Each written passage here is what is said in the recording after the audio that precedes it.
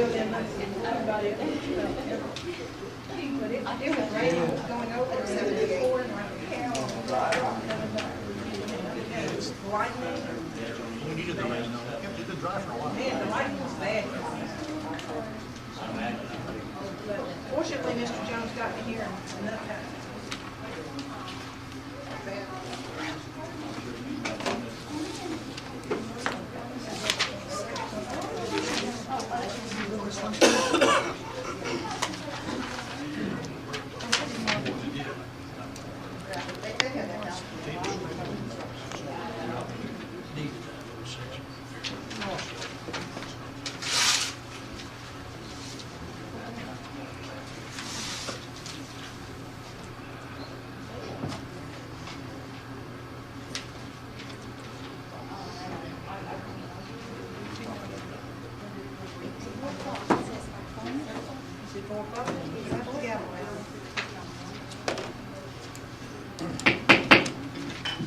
I'd call this special meeting to order.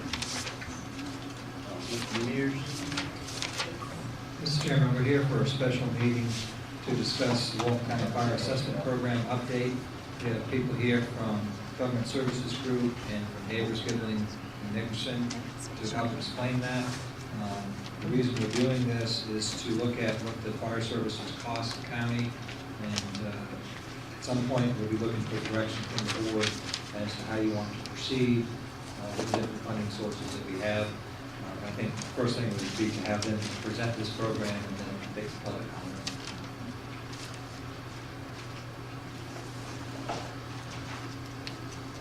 Good afternoon, Commissioners. My name is Camille Dark with Government Services Group. I have Sandy Belvarejo from GSG with me, and Lynn from Neighbors Gibling and Nickerson, who you all know. There's extra copies of the presentation over there if anyone needs them. We didn't bring an overhead, so if you don't mind, we'll just walk through the hard copy that y'all have. If you go right to page 2 of the hard, or page 3 of the hard copy. As you all know, we met with each one of you individually over the last week or two to go through some of the high points of the presentation. And so this is a revised version of what we went over after we received all your input individually. Page 3, as you know, Walton County's had fire assessments since 1997-98, and I was here when we did them. And back in 2003-04, we updated the program. From 97-98 through that time, we basically had a program where we charged residential and non-residential properties on a parcel basis. So residential was paying $25 per parcel, and non-residential was paying $82 per parcel. When we got into the program in 2003-04, the county had been able to develop a lot better data from the fire call standpoint and from the tax roll standpoint. So we actually created other categories. We had residential, commercial, industrial warehouse, and institutional categories. And of course, the rate for residential at that time was still at $25 per dwelling unit, not per parcel. In 2007-08, we updated the program again because you're legally required to update the program every 3 to 5 years if possible. And in 2007-08, we actually developed an additional category, and it was based on the fact that you were having a lot of calls to the land category. As a matter of fact, about 19% of the calls were going to land at the time. However, the board at the time chose not to move forward with that 2007-08 update and went back to the 2003-04 study, and that's the study that you've had in place for all these years. So since it's been almost 10 years, you were hired us last year, Government Services Group and Neighbors Gibling were hired to update the program for fiscal year 2013-14. Page 4, just want to remind everybody that there are 2 case law requirements for a valid special assessment, that the services or facilities have to provide a special benefit to property, and the courts have said that fire and first responder services provide that benefit to property. However, anything above first responder services does not provide the special benefit to property, and therefore those costs cannot be funded through the assessment program. So we, through our process, end up isolating the costs between fire and EMS. Also, how you charge people has to be fair and reasonable. What it has to be is logical and factually driven. It has to make sense in terms of what is being provided, and your legislative determination receives judicial deference. Page 5 of the handout. The apportionment methodology that we used for this update is very similar to the methodology we've used the other two updates. It is the historical demand methodology. It is a methodology that was also upheld by the courts. The 4th District Court of Appeals upheld this in 2010. So it's a proven methodology. Under this methodology, historical demand is the driving factor, and what we mean there is how properties call for service, fire service, is how we determine how much they should pay. This methodology is based on the initial response, therefore all calls are treated equally, and because of that, there's one rate for single-family residential structures regardless of size.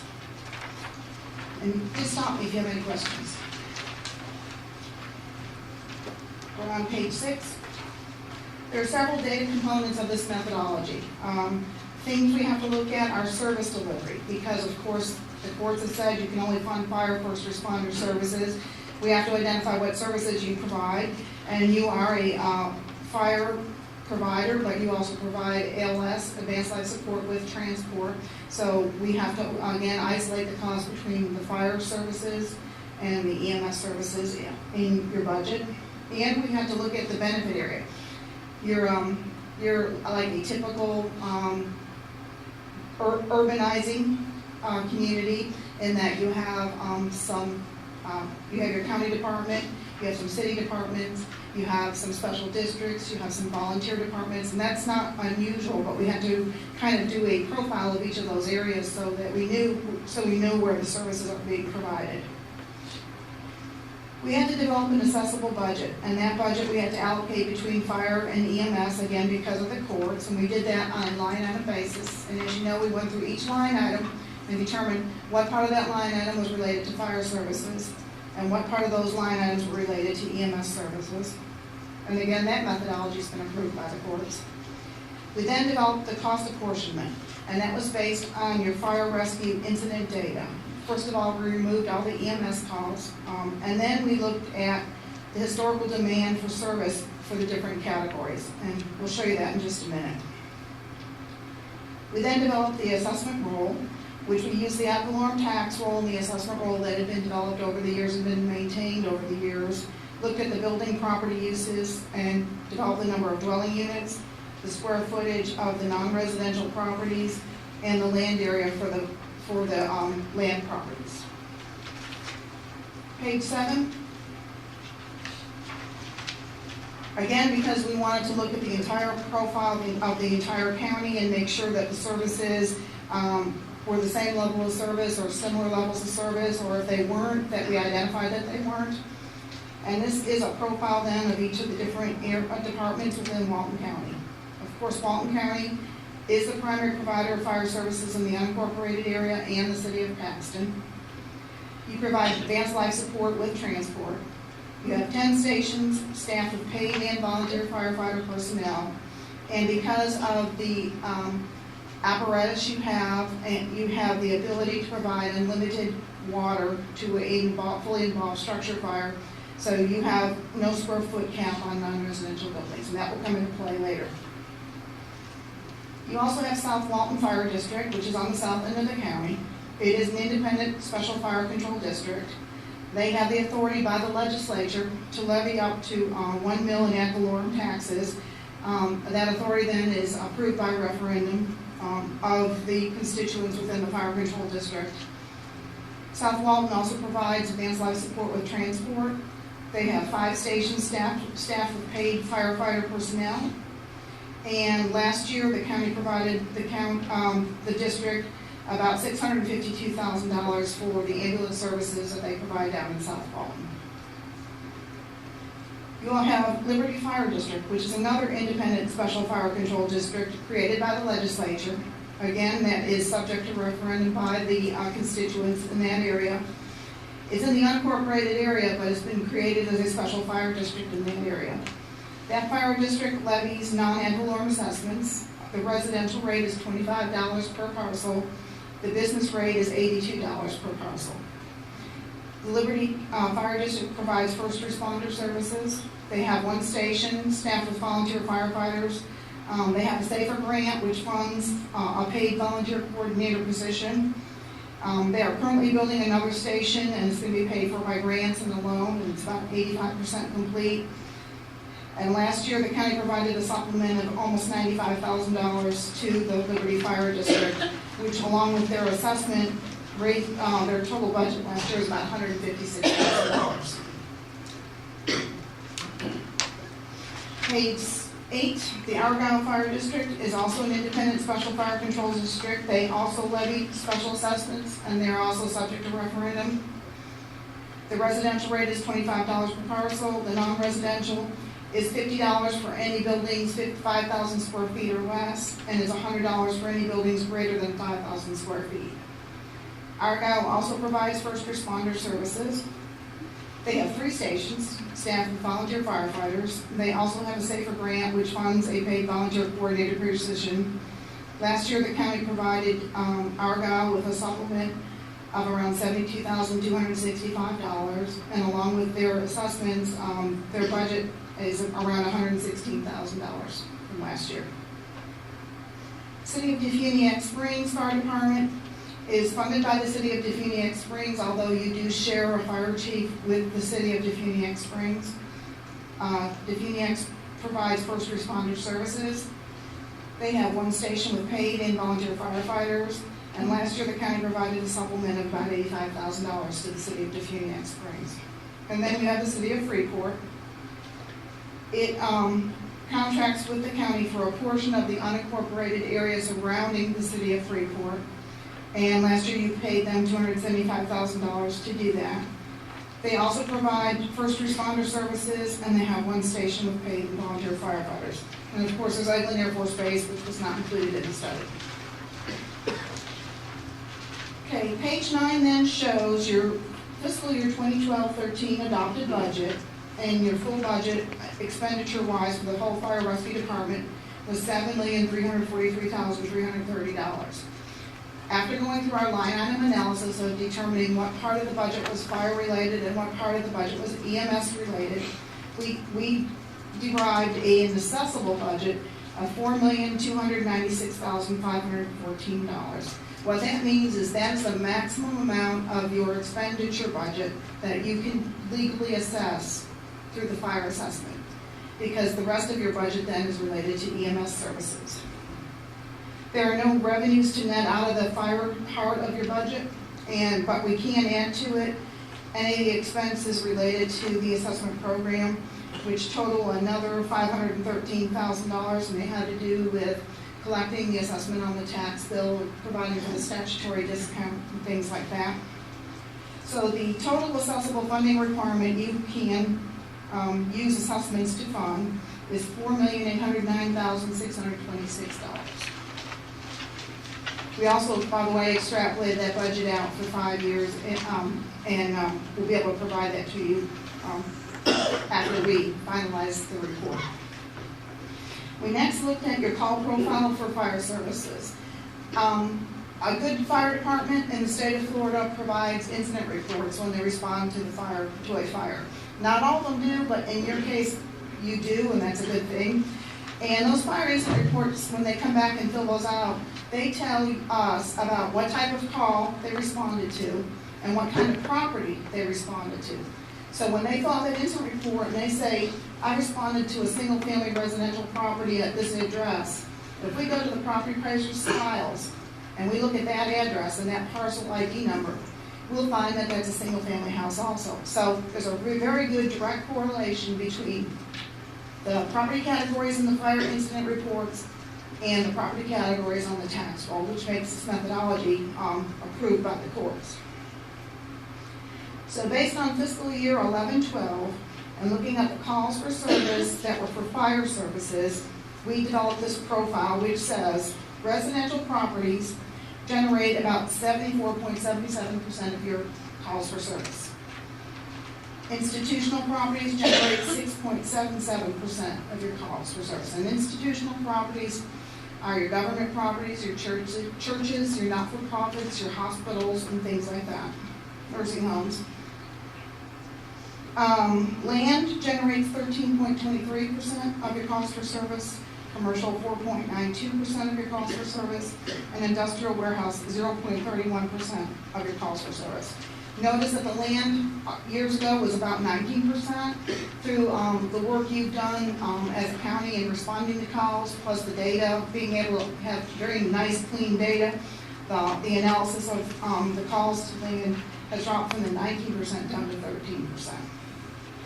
These proportions of calls, this pie chart, gets applied to any budget you want to fund. So it doesn't matter if you want to fund $500,000, if you want to fund $1 million, or you want to fund the full $4 million of your budget. If you want to fund that, in whatever scenario you come up with, residential needs to generate 74.77% of that budget, because they are requiring 74.77% of the calls for service. I do have one question. And is this county-wide, all fire departments, or just North Walton Fire? This is just the Walton County Fire Department, and we looked at the Walton County Fire calls, because even though the other departments may respond also, that would be a duplicate count of the calls. So we only isolated the Walton County Fire Department calls. Just wanted to make sure it didn't include South Walton. It did not. So page 11 then is an application of the methodology.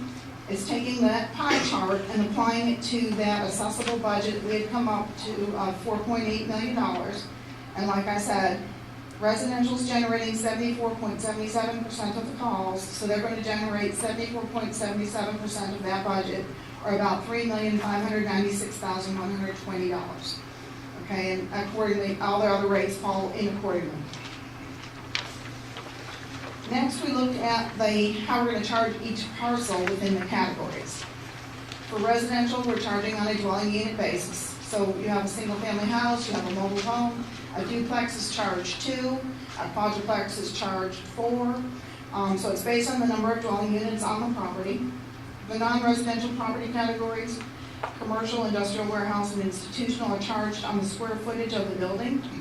And then land, we're proposing right now, although we're still looking at some other options, is we're charging for the first 160 acres a per parcel charge, and for any property that's greater than 160 acres, we're going to charge a per parcel charge for the first 160 acres, and then a per acre charge for anything greater than 160 acres. And I know you all talked about the land. We're still trying to develop a different methodology.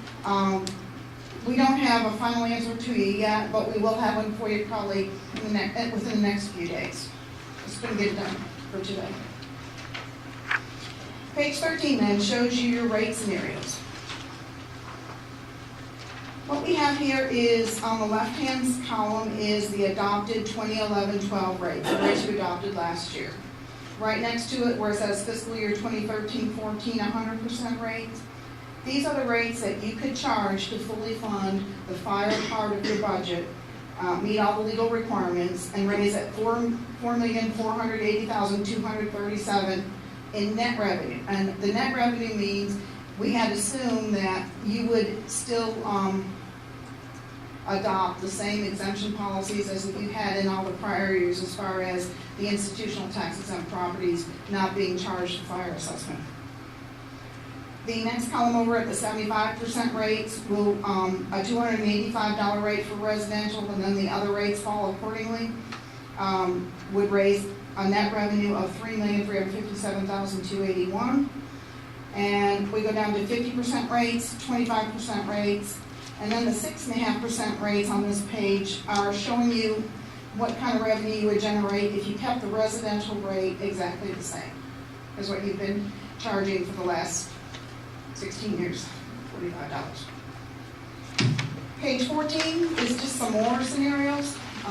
You all had asked for a bunch of different numbers, and so what we did is we've shown you now the rates and the revenues at $150 for residential, $125, $100, $75, $50, and again the $25 rate. So all of these are available, and everything else in between depending on what the, you can go at it as, what is the residential rate you want to charge people? And then all the other rates will fall out, and you'll come up with the amount of revenue you're going to get from that rate. Or you can say, we need this amount of revenue, and these are the rates that will support that revenue. So, provided you all those different options on these 2 pages, which I'm sure you'll be discussing. As far as policy direction, over the next few months, as we implement the program, we've talked about the city of Paxton, the fact that they need to consent to be part of the fire assessment program. And I believe staff's already working on that, or is going to be working on that. We'll eventually need some sort of policy direction on the rates. We're assuming you're going to increase your rates this year beyond what you've been charging, and that you're going to be charging land as we recommend. So that decision, if you make it, means we will have to send out first-class mail notices to every property owner who's affected by the assessment program. Since you're spending the money to send out those notices, we would also recommend that you set a maximum rate. Because if, say you kept your rate at $25 and $50, but maybe in 3 years you might go to $100 or $75, we would recommend you include that maximum rate in your policy direction, and so that we can include it in the notices, so that you're not having to send out notices every year and spending that money on those notices. We're also going to request policy direction on exemptions. Right now, you don't charge government properties because you can't lien government properties, you can't send them a tax bill, so we recommend you don't charge other government properties. You are not charging institutional tax exempt properties right now. Those are the churches and not-for-profit, so we need to make sure that that's where you continue to want to go. We also are recommending a hardship exemption policy, where people who are at a certain income, who own their house, who might not be able to pay, can apply to the county for a hardship, and their assessment would be deferred till such time as that property was disposed of. You also provide a vacancy credit now for mobile home and RV parks. We charge them on a per space basis, but we allow the mobile home park or RV park owner to come in every year and prove his occupancy. And then he only pays for the prior year's occupancy of those spaces, so that if he has a couple bad years, he's not paying for those vacant slabs sitting out there. Of course, if any other issues might arise today, of course, we'll eventually need policy direction. As far as implementation, on page 16, the schedule right now, we had originally, as you know, thought we could go forward with the preliminary assessment rate resolution on May 14th. We think that doesn't give us all enough time to think about these things. So we moved that preliminary assessment rate resolution adoption to May 28th. That resolution would set your preliminary fiscal year 13-14 rates and your maximum rates, and hopefully set your policy about your exemptions so that we can send out the notices to the property owners. We have to send them out, and no less than 20 days later, we hold a public hearing to adopt the final rates. We've scheduled that for July 9th, and then by September 15th, we certify the roll to the tax collector, and then the new rates would go out on the tax bill mailed by the tax collector if in fact you went to new rates. So with that, I'm available for questions. If they're legal questions, Lynn will answer them, and if they're real technical, Sandy was into the nitty-gritty with all of this, so she might have to come up and answer any questions. So we're all available. Any questions? What questions I had, you answered the other day. Mr. Chairman, not a question but an observation. It's been nearly 2 decades since there's been an adjustment to this, and costs have gone up tremendously. I know that one of the issues that came up during the previous election for county commission was the fairness and equitableness of paying for it. And I think that while we need to recognize that there probably needs to be some increase, I like the concept of putting a cap, because I do believe we need to phase some of this in over a series of years. And then there'll be a couple other issues once we decide what we're going to do here that I'd like to bring up later on. But for purposes of discussion, let me make a motion, and we're going to discuss it, that we go to FY 2013-14, 25% rates as presented in here, and then see if we can get discussion one way or the other. I will second your motion for discussion. There's, on page 13, there's the 25% rates, and so for purposes of discussion, I'd like to see if the board can come to an agreement on that. And depending upon where we come there, then I'd like to talk about how we can continue in subsequent years to phase this in without having to re-vote. We can establish some kind of basis for it. And Ms. Tharp has presented it with regard to the cap, so at least we can get some discussion.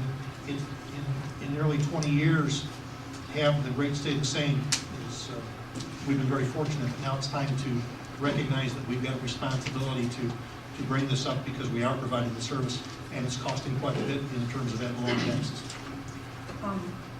Mr. Chairman, to further his, I had to go to Tallahassee today, so I had a 2-hour drive over and a 2-hour drive back.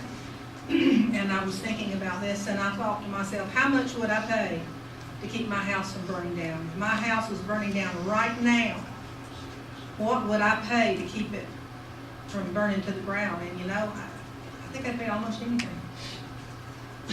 You know, within you know, to keep my house from burning down. And I think hopefully our citizens will understand and see it that way. $25, you know, to fund the kind of fire department that we have. The only alternative I see is to cut our services. You know, which I don't think anybody wants that. I think the important thing here is that there's a provision for a hardship exemption. Yes. And I don't know if the board's had that in the past or not, but certainly we need to recognize that if someone is in a hardship position, we don't want to penalize them. But we need to make some adjustment, whether it's to this 25% rate or some other rate. I think we need to be looking to do that. We're going to need to be giving direction to GSG and to staff for the budget as well. And I have another question. Let's say, for example, for discussion, that we chose the 25% rate on the residential. Could we choose the 50% rate on the commercial? All got to go, okay, it's got to be all or nothing, okay. Is this a workshop or is this a It's actually a special meeting. special meeting? So you can have a motion? Yes. Does anyone in the public like to speak? Yes, ma'am. Anybody second? Yes, she did.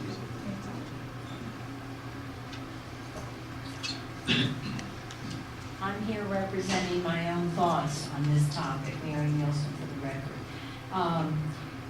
I know that you all feel between a rock and a hard place, and this has been going on for almost 2 decades. However, when you're considering the thoughts of the people north of the bay and this raise in the rates to fund their fire, you are not thinking of the people in the south who have consistently paid a higher, they've all paid ad valorem, but because of the valuation and the population in the south, they have paid for their own fire, and they have paid a huge percentage of all the ad valorem taxes that have helped fund and maintain this $25 a year, which is an absolutely ridiculous thing. Some people drink more beer than that in a weekend, plenty more beer than that in a weekend, and lattes and everything else, and we drink them north of the bay just as much as we drink them south of the bay. But anyhow, I think that when you're thinking of these things, you have to be practical. We do live in a world where they are using the service, and they want a service that they can be proud of, and so do we. But we're paying for it, we're paying a lot for it. And I think it's time to step up to the plate and not piddle around with your $25 and $100. I think you need to go to the 50% rate minimum. I'm talking as an individual citizen, that that's not an excessive amount of money to pay. I mean, I would like to see you go to the full fare and stop all this, but if you're going to slide into it, you need to go at least up higher, 50% minimum, and get it in, because how you present this to them is that they have had almost 20 years of a free ride.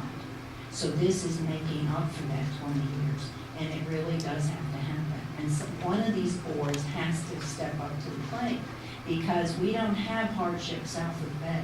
And there are people, they're not all multimillionaires, Sanford Met. And there are people who have hardships, Sanford Met. We don't have ad valorem tax hardships. We don't have South Walton fire hardship cases. So when you think about hardship cases, think about the years that the people south of the bay that aren't wealthy and have maybe aged and maybe their circumstances have worsened. Think of them, because they haven't had any out in their ad valorem that has covered this for all these years. Thank you. Thank you. Mr. Chairman. Yes, sir, Ms. Hudson.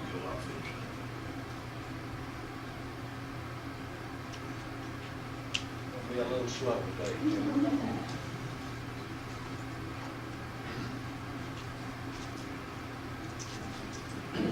My name, for the record, is Bob Hudson, and today I'm speaking for Dr. Don Riley, who's the president of the Walton County Taxpayers Association. This issue has been a 3-year quest for the Walton County Taxpayers Association, which we have come before this board many times talking about this issue. Very clearly, I want everybody to understand that the Walton County Taxpayers Association believes that everybody that's a resident of Walton County should be provided an opportunity to have fire protection. There's no one here saying that just because you live north or south, you don't need fire protection. We do believe that there is an inequity that's there. For example, when you chose in 2007 not to include the land category, for example, and you now have 43 of your incidents that occurred in 2011, 2012. That is an inequity to the people who live within your Walton Fire District, because you have some people paying for fire protection and other people not paying for fire protection. So we would sincerely hope that you would include some calculation for land. When I attended a meeting, thanks to Commissioner Mellis the other day along with Frank, there was an issue that intrigued me, and that was there was some kind of cap that was being put on land. In other words, first 160 acres and then up to 640 acres. And my question is, there's some very large parcels of land in Walton County. Why would we exclude those parcels? Why would you not say an acre is an acre?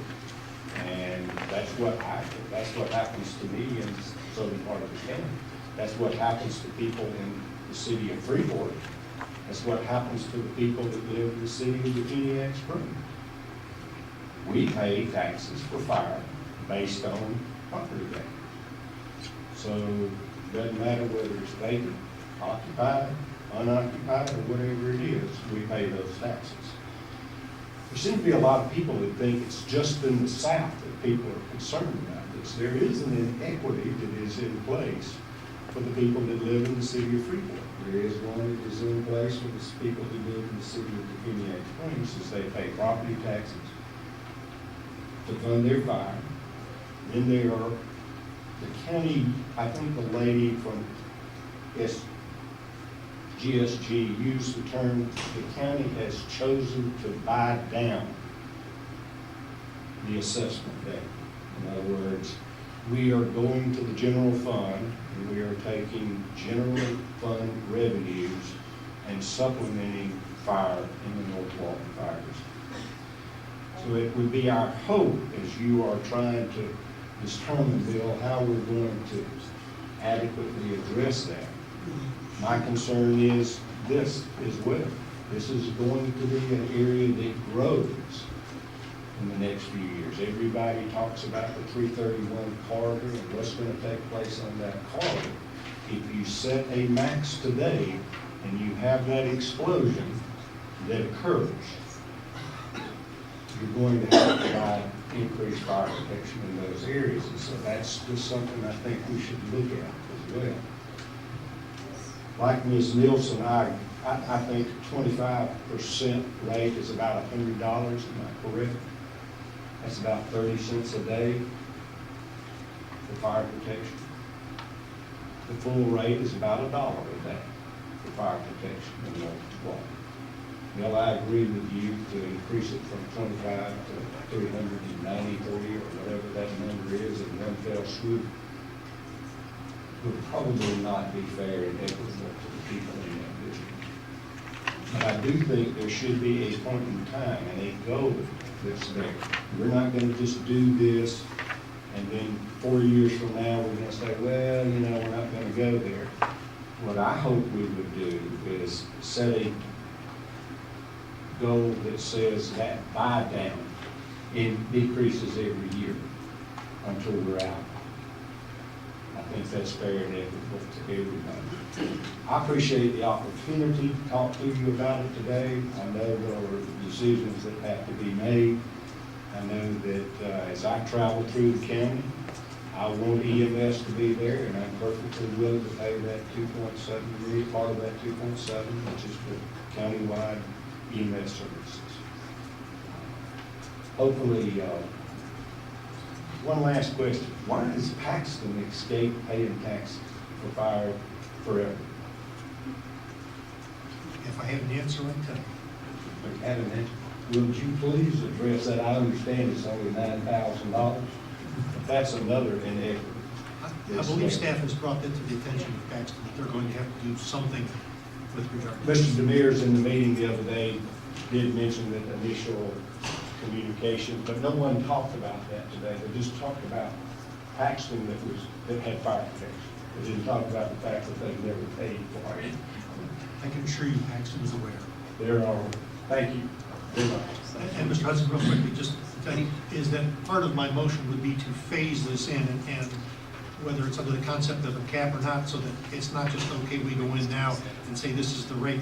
I recognize we need to become more equitable as we phase this in. So whatever our starting point is, I would not say that's what we're holding it, that we would look the next year to go up to this, the following year to go up some more, the following year to go up some more, until we ultimately achieve the parity that would be there. Bill and I agree with you, and that was one of the options that the Taxpayers Association threw out when we started this quest, was to do that. I do remind you of one thing. In 2007, the calculated assessment value was $200. Go back and look. That's what GSG said the cost of providing fire service was, $200. It's now $398. It would only take 7 years for that buy down to increase to over $8 million. So a good plan has to be there. If we do grow, we're going to need new fire stations. Good, I understand that. And but I know the people that live in the southern part of the county said we want adequate fire protection, we're willing to pay for it. Hopefully those people that live in the North Walton Fire District are willing to pay for what their cost is. I do mention that, I also mentioned to Mr. Demers when he talked about this hardship thing. I question, I think she said that once she qualified, that hardship would stay with the property until it was sold. No, every year. Okay, but I have no problem with that. I just don't want somebody to come in and qualify 1 year and then for the rest of their life have that.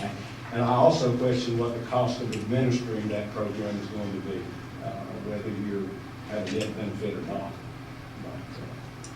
Yeah. Thank you. Yeah, Mr. Hudson, can I ask you a question?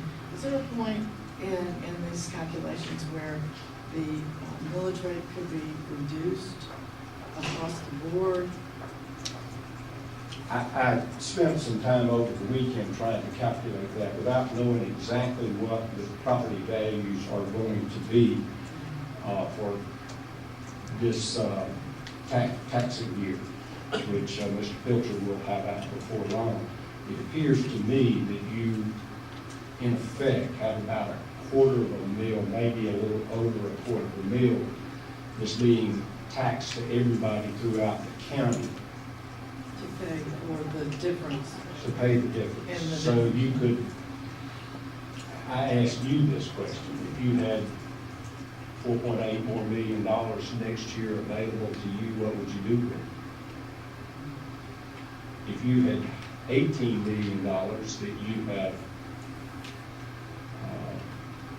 bought down for the past few years, what would we have done with it? Would we be able to keep our libraries open, or say, what would we do? And so, Yeah, I think that's the way I'm looking at it is, if you could reduce the millage rate a quarter of a mil for everyone, and bump up the fire fee to one of these other figures, you know, that to me makes more sense than just, you know, raising it 1 year, not $100, next year $100. Because prices are gonna go up, so by the time we get to year 4, this 100% rate is no longer gonna be $379, it's gonna be, so you're actually never, ever gonna catch up unless you do it, but unless you really increase it, you know. that was my suggestion, rather than say we're gonna go up to $100 or whatever it happens to be, that we're gonna reduce that buy down by a certain percent until it's not. That way you have flexibility of what occurs. Hopefully we're gonna see property values rise and y'all are gonna have more money, but I think y'all are gonna find that the sheriff's department's probably gonna be beating on your door this year, looking for more money. Ms. Meadows, I'm all for lowering taxes, don't get me wrong, but, Well, you whether know, you take that and actually lower the millage rate, which would be, I don't know. because you're basically. I think the taxpayers' concern has been, let's do this in a fair and equitable way, and we understand that it's probably not gonna happen in one fell swoop. It could, Ms. Meadows, I agree with you, particularly if you have this hardship issue that's there, and particularly if you didn't stop. But even if you increased it to where the acreage was unlimited, you can only collect about $212,000 from property. Yeah.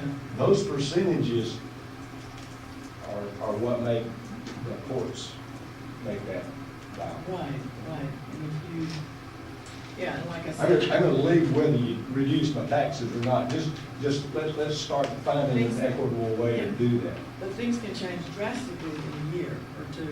I mean, things can change drastically in a year. So if, you know, and we'd have to do another study, but the land percentage could go up if we did another study in a reasonable amount of time. I'm gonna get a little more personal and start talking about South Walton. For example, it appears to me that it costs y'all about $2.7 million to run EMS services in the northern part of the county, and you're giving South Walton Fire District, I don't know who negotiated it, but $629,000. Want to do something with some of that money, Cindy? Let's increase to a more accurate number of what we're paying for EMS services down there. And I think y'all have a unique opportunity. I think it is the time that y'all can discuss this and find a solution that works for us. I think that the timing of this to me is somewhat early, because well, I guess you have to go through all these hearings and stuff. I'd rather see what the taxes coming in are gonna be. What are we gonna have as far as revenues, and what the budget looks like, and then back into this. That's, I would like to see all those numbers rather than just pick a number. Gary, I'm not feeling great today, and I can't remember the day you start getting numbers from Patrick Filter. I can answer this. It's June 1st, he'll come up with this He's going preliminary. to start providing some number, and I think y'all set public hearing for July The first 2 weeks of July. July 9th, there's a public So I hearing. think you're gonna have a good look at what your revenue potentially could be. Okay, that's why I was thinking that today we shouldn't really jump on something immediately. And that's the only reason I would, vote no on the motion, is that I would like to see, numbers before I jump on the 25%. Well, I want to encourage you to go to at least 50. Do I understand this correctly, Ms. Clark, that we have really until May 28th to decide on the rate? And the second question is, why did we cap the acreage at 640 acres? Okay. I'll do the 640 acres first. I'm pretty sure that the property appraiser, each section, you have the section township ranges on a map, each section 640 acres. Even if 640 acres is the most a parcel identification number can be associated with it. So it's a natural cap. No, we're still raising the amount of money we need to raise from land. So whether or not we cap it at 640 or whatever, we're still getting the amount of money we need to get from land at the rates we're recommending. It's not like we're giving them a break, but I do believe that there's a natural cap at 640 acres because each section of the section township range is 640 acres. But somebody could own, 640 acre tracts. They can, and then they would pay, And then they would pay the price for just one. they would So- pay the base charge plus a rate per acre for every acre over 160 acres up to 640. Right. But just so I'm clear, if I own two tracts of two sections, I'm paying on each parcel, right? Correct. It's not Correct. 640 is the most you'll pay per acre, right? Or most you'll Per pay. parcel ID. It's per parcel ID, and the most acreage you can have on a parcel ID is 640. 640. So if I own two sections, God, I wish, then I would pay twice, essentially. I just want to make sure. Right, but you might be, somebody who owns 10 acres is going to pay the same thing. They're gonna pay a per parcel, a one-time per parcel charge because they're less than 160 acres. And then they're not gonna pay anything greater than, they're just gonna be that per parcel charge. So if you're looking at, I guess where you're really going to get hurt is if you've got 161. you're paying, Yeah. something a little more. And we are still trying, what the courts say is fair and reasonable, doesn't have to be precise, doesn't have to be perfect, it has to make sense. Believe me, we're looking at statistics, the simplest thing would be a per acre Why charge, but can't you do it for acre? you could, but then that 640 acre person will pay a significant amount. Well, because they've got 640 acres. That to me would be fairer than someone who has 170 acres and is paying the same thing that their neighbor has 603 acres. See, I wouldn't like it if I had that much land. And we are trying to look at something between a per acre charge and what we've presented. And we spent last week doing some statistics, and now we're looking at zoning and what you need to do. We're just trying to come up with some legally defensible breakpoints that still provide equity. What do other counties do? They do more of this kind of approach because, there is still a portion of fighting land fires Right. that falls to Division of Forestry. And there still is a portion of fighting land fires that has to do with protecting the structures that are surrounding, the land is surrounding. So to just, charge everyone out per acre, it can be done and I could defend it, but it just seems more equitable to recognize the fact that Division of Forestry has a service there and the fact that you're really there to fight, to prevent the fire on the land. Like, for Affecting instance, structure. we had a question about Nakusi Plantation, which is 56,000 acres. What would they pay? It depends on how their parcels are structured. I don't know how many, because I own 100 acres and I have 6 parcels. So it just depends on how the parcels were originally bought and whether they're combined or subdivided. It's the nature of Who figures all that out?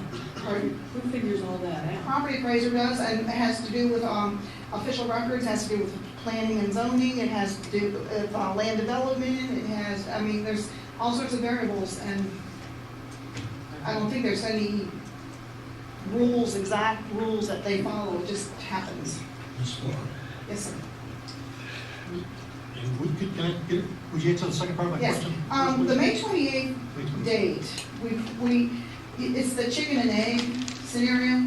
You could wait and look at what your millage is and then decide your assessment rate, or you could decide your assessment rate and know what your gap, is through the millage. This May 28th rate is gives you time to still, on July 9th, you'd be adopting your final assessment rates. Around the time you'd be setting your preliminary millage, so you'd know going into setting your millage what your adopted rates are for fire, and you know how much money you're going to get from the fire assessment, so you could adjust your millage accordingly. But Now, you couldn't could do it that. opposite, you could do it the other way. You could do it the opposite. But if you don't know well, But it says May 28th, preliminary. That's the preliminary. Is it the same with taxes? We could go lower, but we couldn't go higher? You can go lower but not go higher, correct. Whatever we notice. Yes, sir. Okay, Ms. Thorpe, in looking at this right here, how does it affect a house on 10 acres? There are several locations within the county that they are so many on one structure, either 10, 20, or 40 acres. Is there an assessment for the house plus the acreage? No, it's Or is just, it whatever the house is, whether it's a 10 acre, 20 acre, whatever it may be, If- based on the code? if there's a structure there, even if there's a commercial structure there, we believe it's that primary use of the property is the building, the structure. So they would only pay for the structure and they would not pay for the land. We're only charging unimproved land because we cleaned up the data, and we're only charging the calls that went to unimproved land to those unimproved properties. Mr. Chairman, can I ask a question? I, Oh, I'm sorry. Whenever you're done. Another thing that we've, it's not to Ms. Stark specifically. Okay. We are looking at this assessment for the county, the unincorporated areas outside a special taxing district. And there are two that we're talking about. I'm talking about South Walton, that's one separate entity. I'm talking about Liberty and Argyle.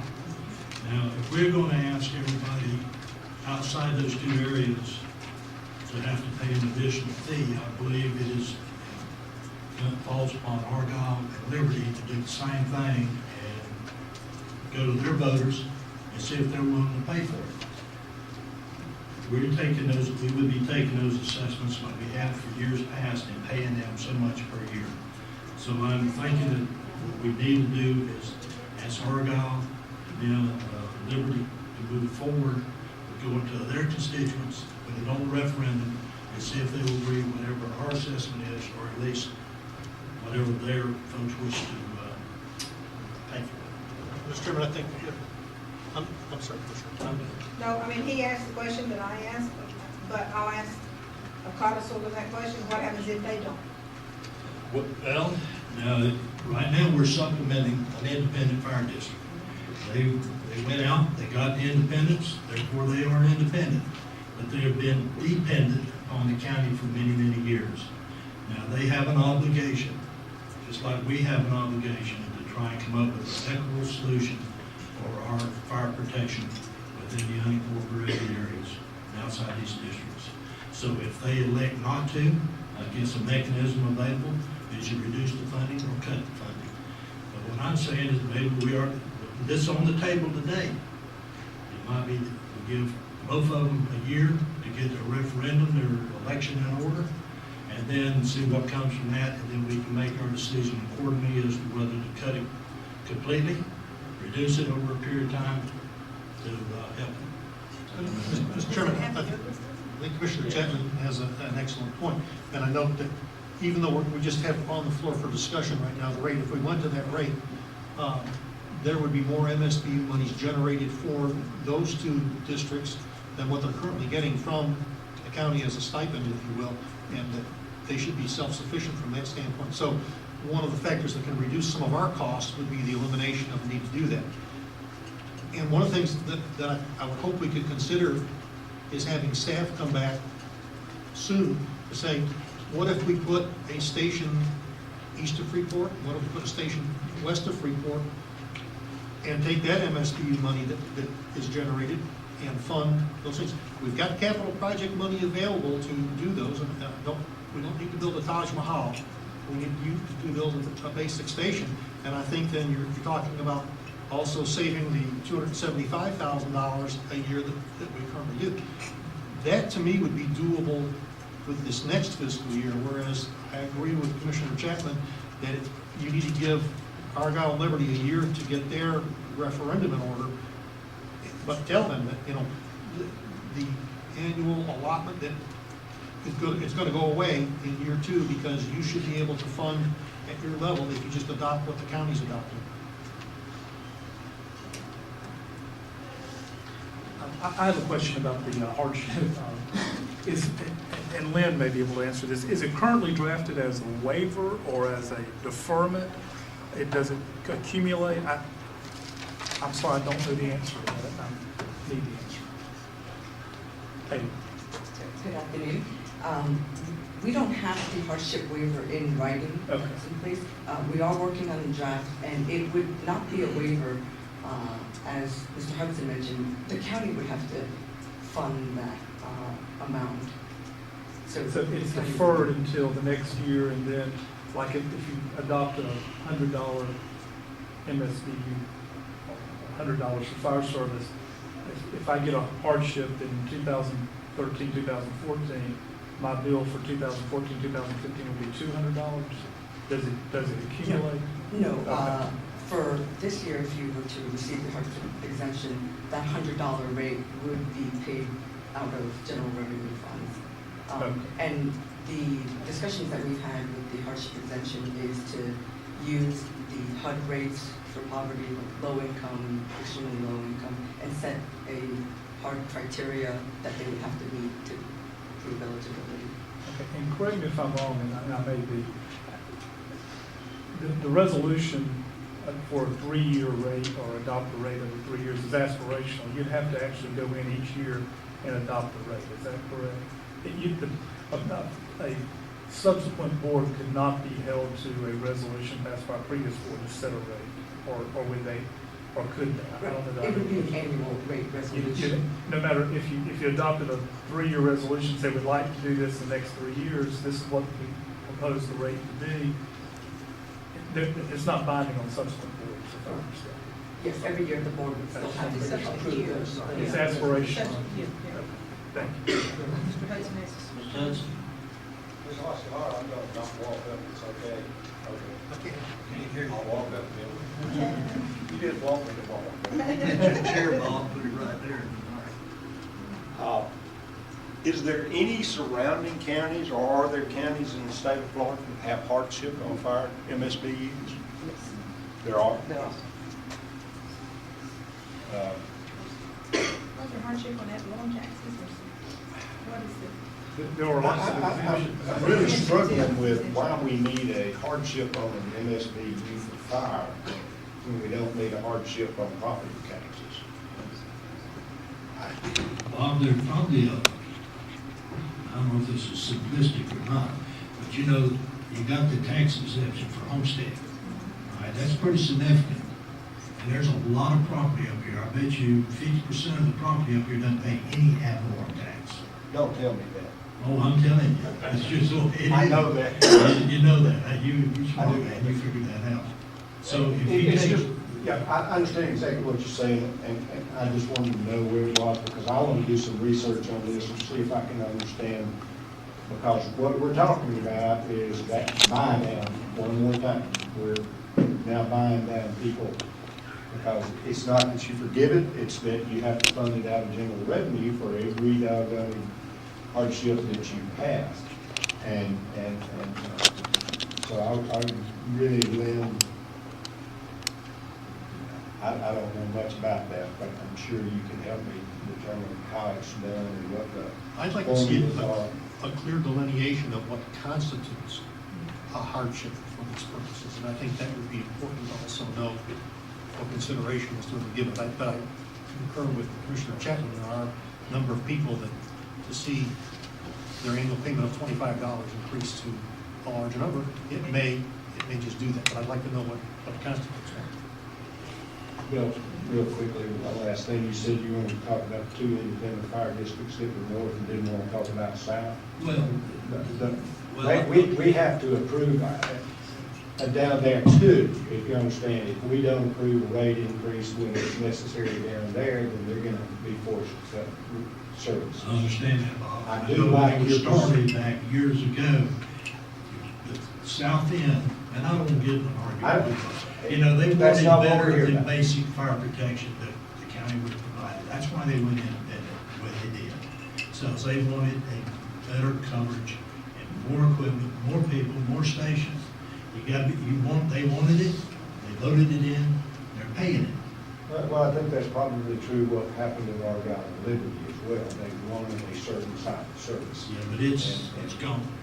And everything, so, Well, Mr. Hudson, I don't think that we're denying them to have the level of service they want, but it needs to be recognized that if they want to maintain that level of service, the county would no longer, after this next year, the county would no longer be giving them an annual stipend or whatever you call it. and Bill, I like that, okay, in the sense that unless you give people a reason to go to tax on themselves, they're not going to go to tax on themselves. And right now, the supplements are greater than the assessments in every case. So with the item that we have on the floor for discussion purposes, with the rate that we just picked for discussion purposes, it would more than adequately increase their MSBU fees to cover the amount that the county gives them. Because it would quadruple what the MSBU. I don't know the partial counts in place, and she's shaking her head yes that it would, so I'm assuming you talked to her about that. And